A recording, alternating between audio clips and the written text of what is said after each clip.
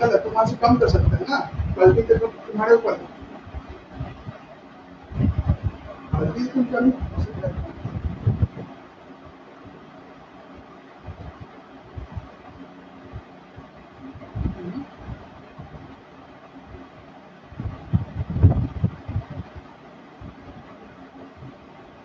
सीधा अच्छा छोड़, सीधा दिखाई दे रहा है ना, जो देख रहे हो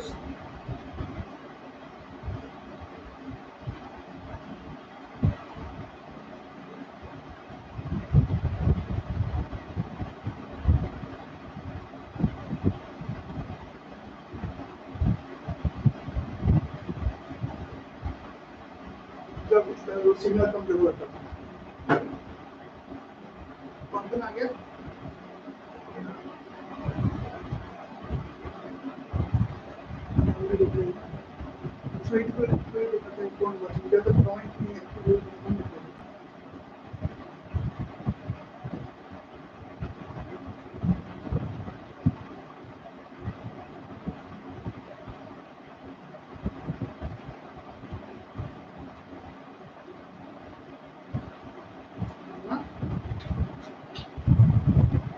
अच्छा कल तक हम दो पहले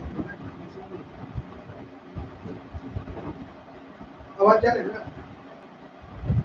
यहाँ से नहीं वीडियो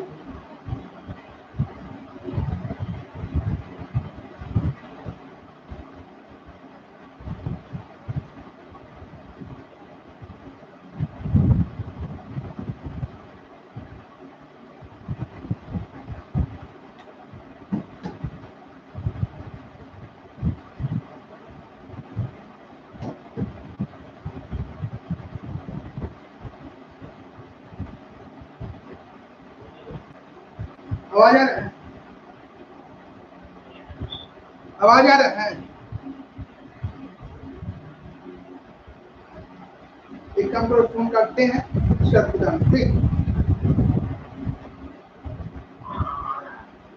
फोन काटते हैं, कुछ बोलते हैं उसका, बताना कि आवाज आ रही है। हेलो, गुड मॉर्निंग, आगे सब। आज हम लोग सिविक्स के chapter number 1 for class 9, English chapter number 1 जो कि क्लास 9 का है, उसको पढ़ने वाले हैं। चैप्टर नंबर 1 का नाम जो है वो है क्या, democracy in contemporary world, that is आज के वर्ल्ड में, समकालीन विश्व में डेमोक्रेसी कैसे आई और उसका अस्तित्व क्या देखने को मिलता है। सिंपली कहें कि आखिरकार आज के वैल्यू में डेमोक्रेसी का मीनिंग क्या होता है। I think voice clear, that means कर सकते हो, आवाज अच्छे से जा रही होगी। हेलो,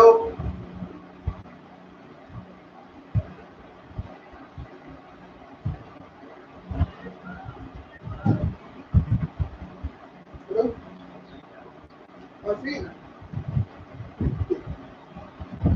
उनको ना रहे तो स्क्रीन को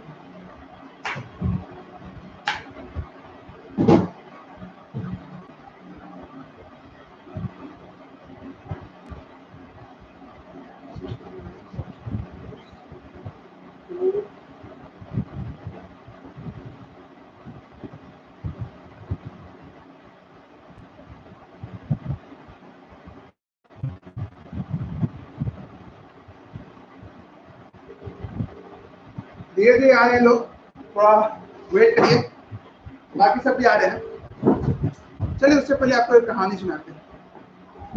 हेलो हेलो, प्रत्युष है क्या?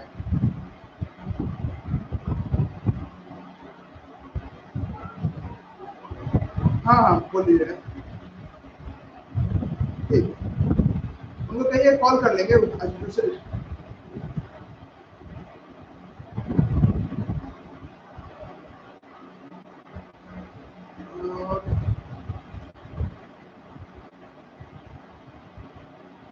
और सब पढ़ाई लिखाई कैसे चल रहा है तुम लोग का? मैं भी अच्छा ही चल रहा हूँ, कुछ नहीं। 7 लोग आ गए ना, चलो। और हेलो, ग्रुप पे एक लिंक गया होगा, उस पर क्लिक करिएगा ना, यूट्यूब का लिंक है, उसी पे सब्सक्राइब होगा। ठीक है,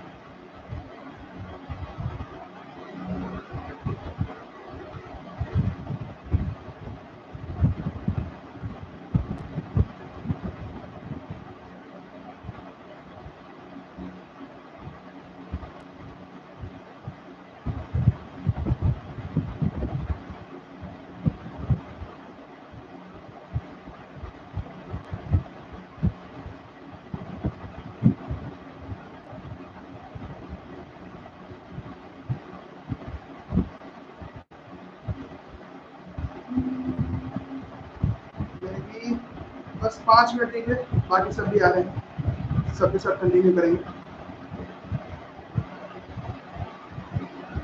काफी इंटरेस्टिंग चैप्टर है, पढ़िए तो मजा आ जाएगा बिल्कुल।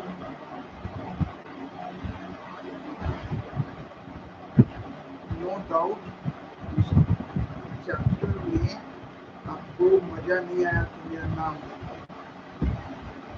सुनने नाम दिखा दिया।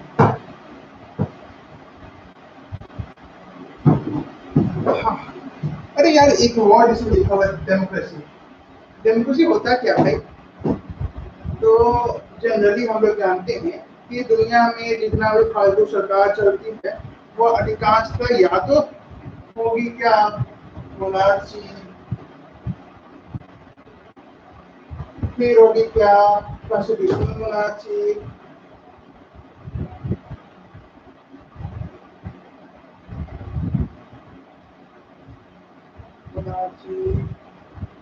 या फिर कर सकते हैं या हेलो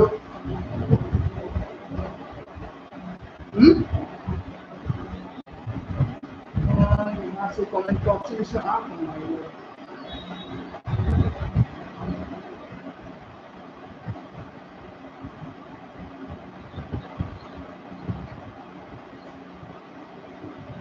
हेलो हेलो हाँ हाँ हाँ क्लास करना है, क्लास क्लास क्लास क्लास करना है। अभी भाई नहीं है, नहीं तो अगर करना है तो अभी आपको लिंक भी देना है व्हाट्सएप पे, समझे? वो यूट्यूब का सुना, अच्छा कुछ नहीं भाई, यूट्यूब का लिंक है, समझ गया? जो भी क्लास करेंगे ना, जो भी क्लास कराएंगे वो यूट्यूब पे रिकॉर्ड भी होगा, यूट्यूब यूट्यूब से ही क्लास करा रहे हैं लाइव स्ट्रीम करके। तो अगर मे भी अगर अभी आ सकते हैं तो कोई दिक्कत नहीं, तो बाद में आके ज्वाइन करें। ठीक है, हम देखते हैं।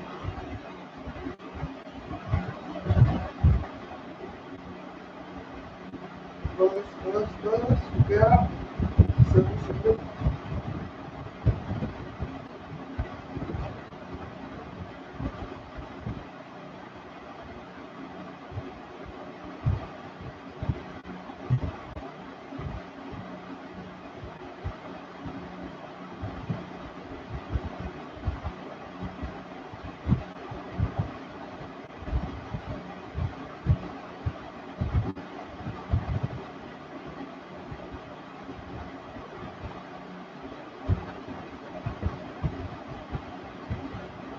चलो कल से ये रहेगा।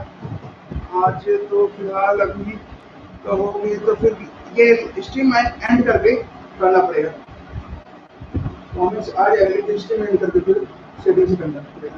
छोड़ो, आज ओनली ऐसे ही समझो, कल से इसको मैं कंटिन्यू करते हैं।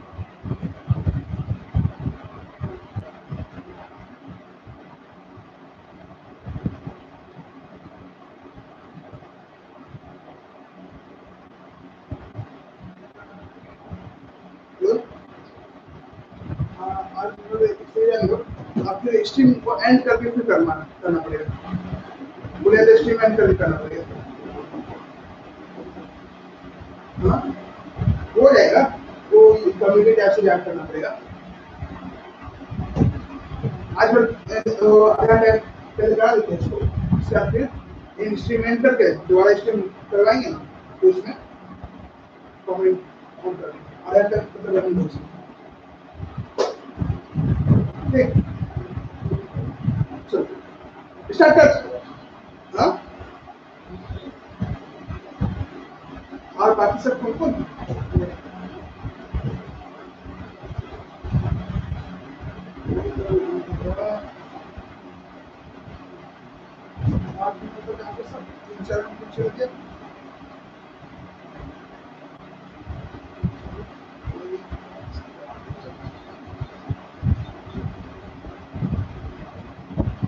कोई दिक्कत नहीं,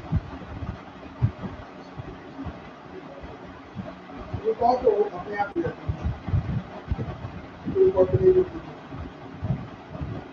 चलो अरे यहाँ पे सबसे बात करते हैं डेमोक्रेसी इन कंटेम्परेरी वर्ल्ड की। तो यहाँ पे बेसिकली कर सकते हैं कि सबसे पहले वर्ड आता है डेमोक्रेसी। अब भाई ये एक प्रकार का राष्ट्रतंत्र कर सकते हैं या कर सकते हैं सिंपली कर सकते हैं, ये एक तरह का एक इंस्टीट्यूशन है जिसके थ्रू कोई भी गवर्नमेंट अपने प्रॉपर्टी को ऑन करते हैं, या कर सकते हैं सिंपली कि एक ऐसा सिस्टम है जिसके तहत कोई सरकार जो है वो देश को चलाती है। अब ये सरकार में अंतर क्या है, अब क्यों कहा जाता है कि democracy is the best government या best system of government in the entire world. That means कर सकते हैं कि डेमोक्रेसी को क्यों कहा जाता है कि पूरे सारे गवर्नमेंट सिस्टम या जितने प्रकार के सिस्टम आज तक बने सबसे बेस्ट डेमोक्रेसी है। भाई मोनार्ची भी था, कॉन्स्टिट्यूशन मोनार्ची भी था, डिक्टेटरशिप भी था, अलग अलग एम्पीरियलिज्म भी आया। तो इन सब में क्या दिक्कत थी? तो पहले बारी सबके बारे में बता रहे थे, सब में खूबियां क्या थी और दिक्कतें। पहला हो गया मोनार्ची, कॉन्स्टिट्यूशनल मोनार्ची, फिर हो गया आपको पार्शियल डेमोक्रेसी, फिर इम्पीरियलिज्म, फिर आ गया आपको क्या तो डिक्टेटरशिप और आगे डेमोक्रेसी। 5 चीजें बताए हैं। पहला क्या मोनार्ची। मोनार्ची तो आपको सब जानते थे कि भाई इसमें क्या कौन है सर्वोच्च, दैट मींस सबसे सुप्रीम कौन है, द किंग। दैट मींस यहाँ पे कि अगर कोई भी हो कहीं पे भी कोई भी डिसीजन लेना, चाहे वो एग्जीक्यूटिव से हो, चाहे जुडिशरी से हो, चाहे किसी भी विभाग से, दैट मींस किसी भी सिस्टम से लेके किसी इकोनॉमिक से लेके सारी चीजों में कहीं ना कहीं ये देखने को मिलेगा क्या गवर्नमेंट है तो सर्विस सर्वा है। दैट मींस कर सकते हैं गवर्नमेंट यहाँ पे गवर्नमेंट की बात करें तो किंग जो है वो सुप्रीम गवर्नमेंट है, इसके डिसीजन को ही मान्य किया जाएगा। बाकी इसके अगर कोई डिसीजन ले दिया तो उसको आप क्लेम नहीं कर सकते या उसके अपोज में नहीं जा सकते। ये तो हो गया। दूसरा कहते हैं constitutional monarchy. That means monarchy में क्या कहा गया, किंग सर्वे सर्वा है, किंग और जितना भी हम बताए लेजिस्लेटिव हो गया, एग्जीक्यूटिव हो गया, जुडिशरी हो गया, इसमें सब कुछ इसके पास है किंग के पास। कॉन्स्टिट्यूशनल मोनार्ची इससे थोड़ा सा कम कर सकते हैं, काफी हद तक राजा के पावर को बांध लिया गया। इनिशियल स्टेज में जब यूरोप की बात करेंगे तो वहां पे जब हिस्ट्री पढ़ेगा तो शुरुआत में देश के हर एक जगह ये मोनार्ची सिस्टम था या मोनार्चियल सिस्टम था। अब धीरे धीरे जब प्रोटेस्ट हुआ डायरेक्टली डेमोक्रेसी नहीं आई, उसके कई अलग अलग फॉर्म्स निकल गए। पहला हो गया मोनार्ची से चेंज हुआ किसमें, तो कॉन्स्टिट्यूशनल मोनार्ची। अब कॉन्स्टिट्यूशनल मोनार्ची क्या था भाई, तो ये एक ऐसा राष्ट्रतंत्र था, दैट मींस ऐसा मोनार्चियल सिस्टम था जिसमें कॉन्स्टिट्यूशन भी है और राजा भी। दैट मींस जैसे आज अभी कह सकते हैं कुछ हद तक सऊदी अरेबिया में कॉन्स्टिट्यूशनल मोनार्ची के अंदर कर सकते हैं, क्यों, तो वहाँ पे शेख भी है और ये उसका कॉन्स्टिट्यूशन भी दैट मींस पीएम भी है। तो इसके अकॉर्डिंग ये देखने को मिला कि ऐसा कोई भी कॉन्स्टिट्यूशनल सिस्टम जिसमें supreme leader that means state head जो हो गया वो अभी भी किंग है, लेकिन स्टेट हेड के अलावा कुछ गवर्नमेंट इंस्टीट्यूशंस, कुछ ऐसी चीजें हैं जो राजा के डिसीजन को सिक्योर कर सकते हैं या राजा के डिसीजन को वहां पे प्रोटेस्ट कर सकती है, उनके डिसीजन को बनाए रखने में मजबूर कर सकती है, उसके डिसीजन को चेंज करने में मजबूर कर सकती है। ये सारी चीजें उसके पास। यहाँ पे क्या था कि किंग सबसे सुप्रीम लीडर है, यहाँ पे किंग को बांध दिया गया, उसके हाथों में भी कुछ जंजीरें हैं और उसके डिसीजन को भी कोई रोक सकता है और उसके डिसीजन में भी बदलाव हो सकता है। हाँ, लेकिन कब? जब गलत हो, वैलिड रीजन के साथ और वैलिड वोट्स के साथ। तो दैट मींस यहाँ पे क्या था कि वोटिंग नहीं होता, कॉन्स्टिट्यूशन बनाने में वोटिंग होता था, लेकिन राजा के लिए वोटिंग नहीं होता। वोटिंग इसलिए जो पार्लियामेंट के मेंबर्स हो गए उन सब के लिए वोटिंग यहाँ पे हुआ करता था। आगे देखते हैं यहाँ पे तीसरा आता है क्या कि सपोज करो ये हो गया, फिर आते हैं इम्पेरियलिज्म। इम्पेरियलिज्म की शुरुआत हुई कब? जब वॉर निकल गया। वॉर भी कैसा? तो मिलिट्री वॉर। मिलिट्री वॉर की बात करते हैं तो इम्पेरियलिज्म में ये देखने को मिला कि अगर आप कभी देखेगा फर्स्ट वर्ल्ड वॉर या मे बी एक सेपरेट वीडियो बनाने की कोशिश हुआ या उसके कारण के बारे में, तो उसमें मेन रीजन लैंड ऑक्यूपाई करने के लिए और इम्पेरियलिज्म को बढ़ावा देने के लिए फर्स्ट वर्ल्ड वॉर क्रिएट हुआ।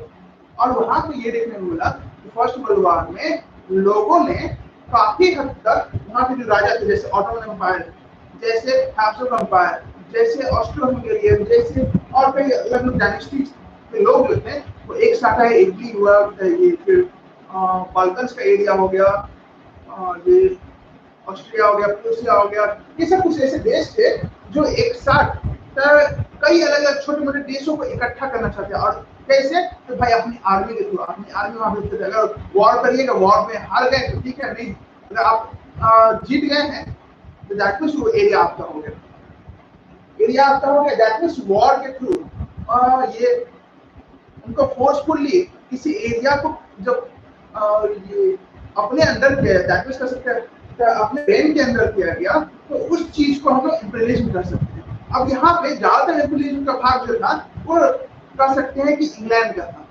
इंग्लैंड या ग्रेट ब्रिटेन कर सकते हैं। तो यहाँ पे बेसिकली कर सकते हैं कि ग्रेट ब्रिटेन ने तकरीबन 62 इंपीरियल स्टेट्स की शुरुआत की। दैट मींस 62 ऐसे नेशन थे जिनको ग्रेट ब्रिटेन ने अपने कब्जे में रखा। धीरे धीरे हर एक लिबरल नेशनलिज्म मूवमेंट निकल के आया और वो लोग कहीं ना कहीं आजादी चाहते थे और धीरे धीरे ये सारे इंपीरियल स्टेट जो है वो आजाद हो गए। उसी में से हमारा देश भारत भी ये हो गया ऐसा।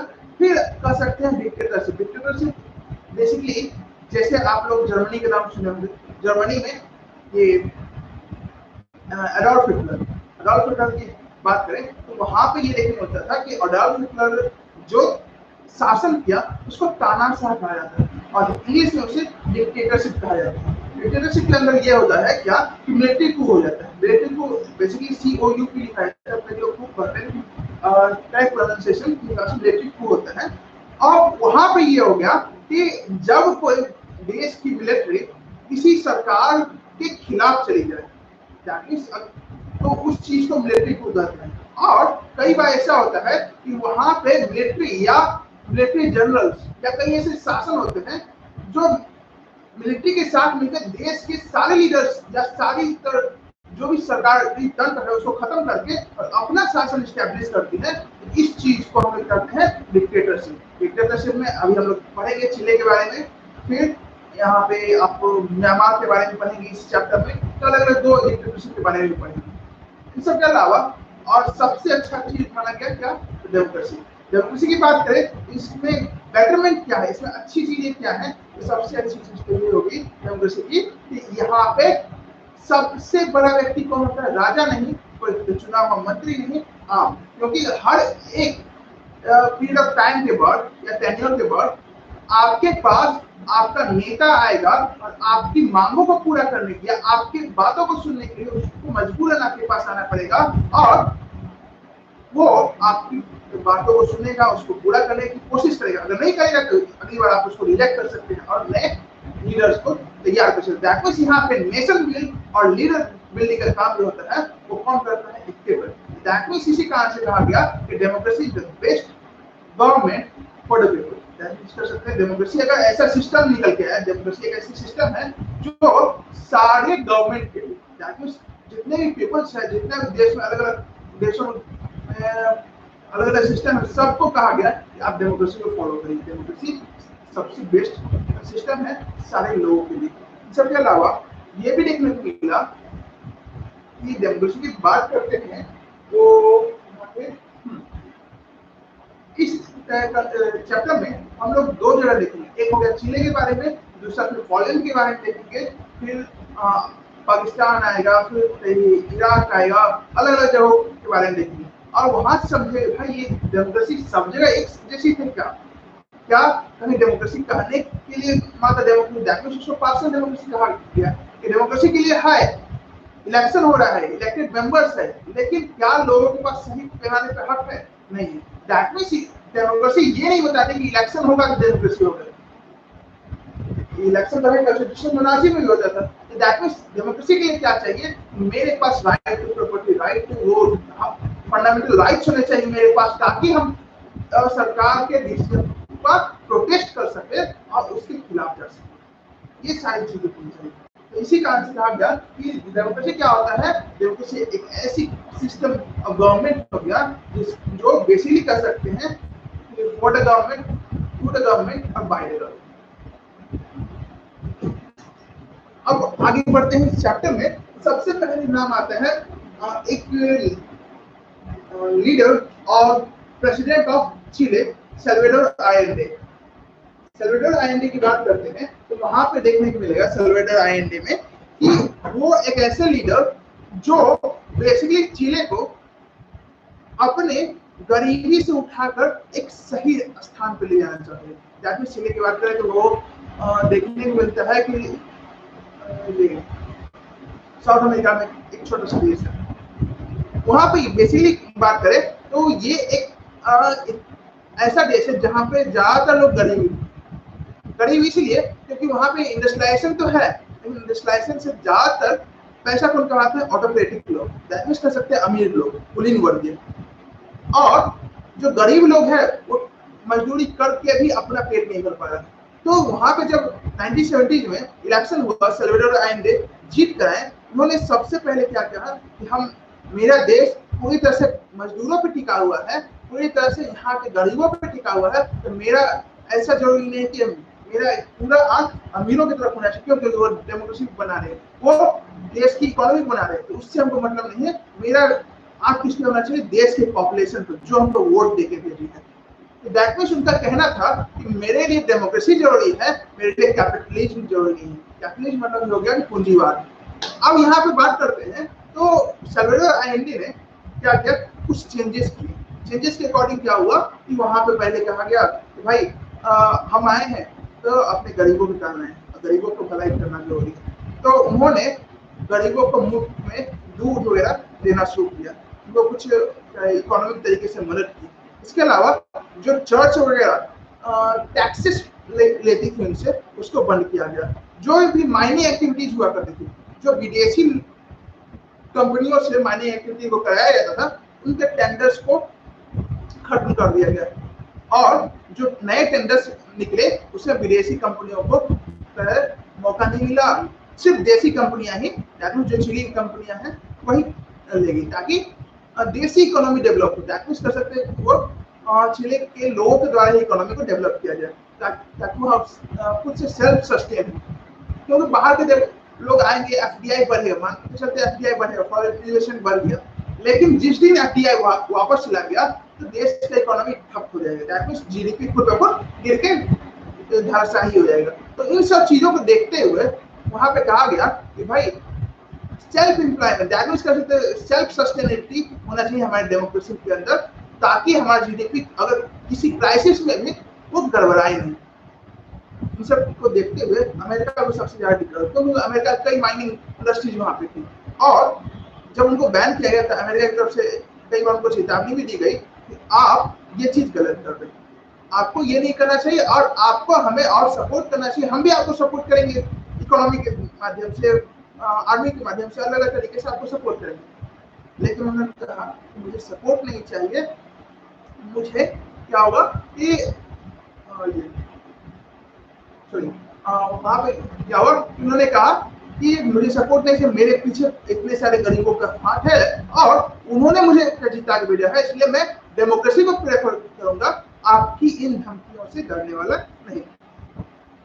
आगे बात होती है तो बेसिकली देखने को मिलता है वहां पे सितंबर के समय का, सितंबर 1973 की बात करते हैं। तो एक समय ऐसा आया कि मिलिट्री हो गया, दैट मींस कह सकते हैं वहां पे मिलिट्री विद्रोह हो गया। और इसका मेन रीजन क्या हम लोग मानते हैं कि अमेरिका ने मिलिट्री को सपोर्ट किया कि आप वहां पे राज करिए, आप उस सरकार को गिरा दीजिए और मेरी मदद करिए, ताकि हम आपके देश में फिर से इकोनॉमी को डेवलप कर सके, आपका डेवलपमेंट होगा तो हमारा भी डेवलपमेंट होगा और सरकार का आपको चलानी है। तो उनका मिलिट्री जनरल जो था उसका नाम था ऑगस्टो पिनोशे।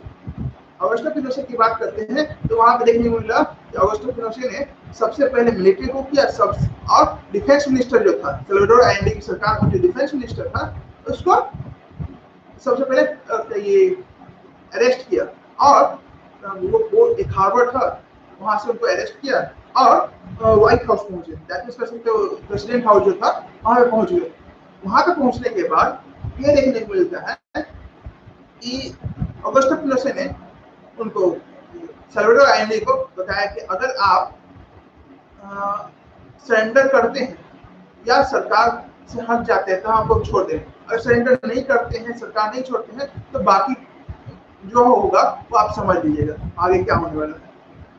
इतना बात हो गया था, ये सल्वाडोर अलेंडे समझ चुके थे कि आगे क्या होगा, इसकी परिकल्पना मैंने कर ली, शायद आने वाले दिनों में मैं जिंदा हूँ। उन्होंने एक रेडियो ब्रॉडकास्टिंग किया और रेडियो ब्रॉडकास्टिंग के थ्रू देखिएगा कि आप अगर चैप्टर खोलते हैं, चैप्टर के स्टार्टिंग में ही पहले पैराग्राफ से पहले एक छोटा सा स्पीच दिया गया है।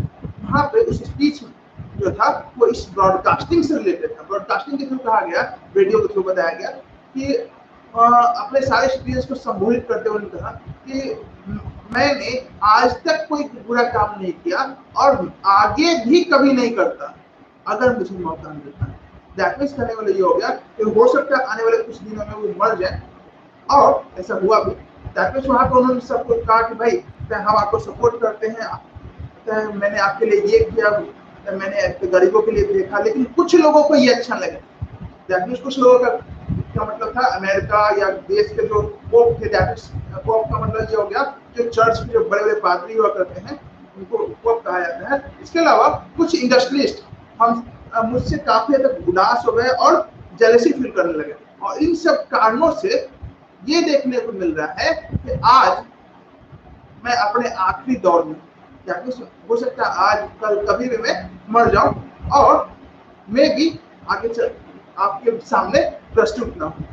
तो इन सब चीजों को देखते हुए कहा गया कि भाई मैं चाहता हूं कि आप अपनी ह्यूमैनिटी को बनाए रखें और आने वाले दिनों में जैसा डेमोक्रेसी आज है उसी डेमोक्रेसी को फिर से सस्टेन करने की कोशिश करें, उसी डेमोक्रेसी को आगे कंटिन्यू करने की कोशिश करें।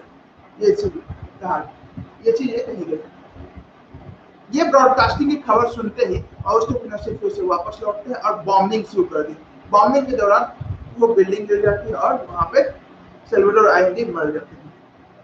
देश में काफी बड़े पैमाने में इनका विरोध भी हुआ, ऑगस्टो पिनोशे का विरोध भी हुआ, लेकिन भाई मिलिट्री के सामने कितना विरोध चलता है, जो विरोध करता है उसको मरवा दिया जाता है या जेल में डलवा दिया जाता है।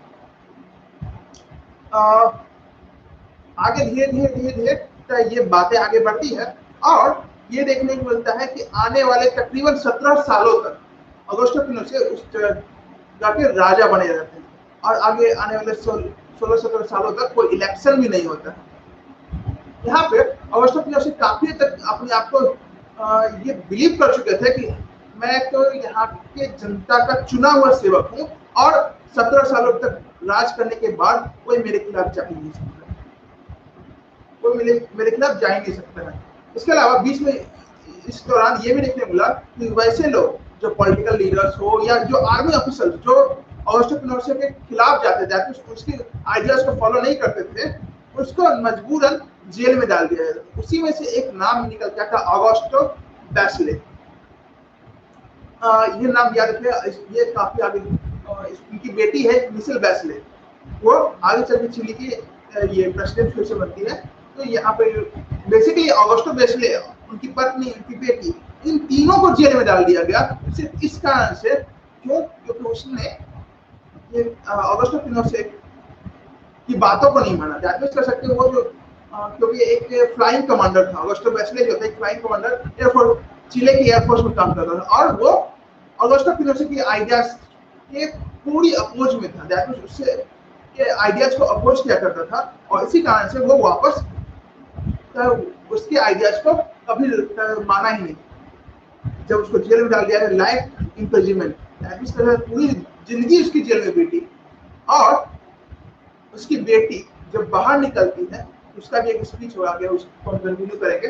उससे पहले जो कहानी था उसको कंटिन्यू करते हैं। दैट मींस अगले आने वाले 17 सालों तक लोगों को दर्द महसूस हो। दर्द इसलिए क्योंकि यहाँ पे लोगों के पास जबान तो था लेकिन बोलने के लिए मुंह नहीं था। दैट मींस कह सकते हैं कि यहाँ पे आदमी बोल तो सकता था लेकिन बोलने की आवाज सरकार तक नहीं पहुंच पाती।